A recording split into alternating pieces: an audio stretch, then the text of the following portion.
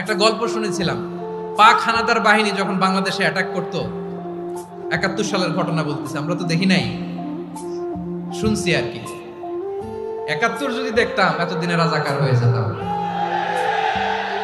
আল্লাহ আমাদেরকে বাঁচাই দিছে, আল্লাহর মেহেরবানি, ঠিক কিনা বলেন?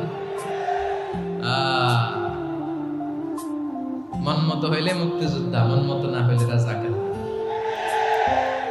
কত কিছু দেখলাম এই শাহবাগের বুকে।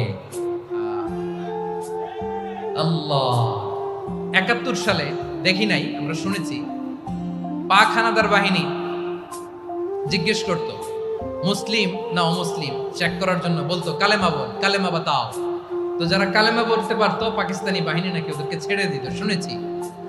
তো একজনকে এক বাঙালি রে পেয়ে তার মাথার মধ্যে বন্দুকর নল ধরে বলতেছে কালেমা বল সালে, কালেমা বাতা, কালেমা বল। তো ভয়ের চোটে এই দোয়া পড়া শুরু করছে।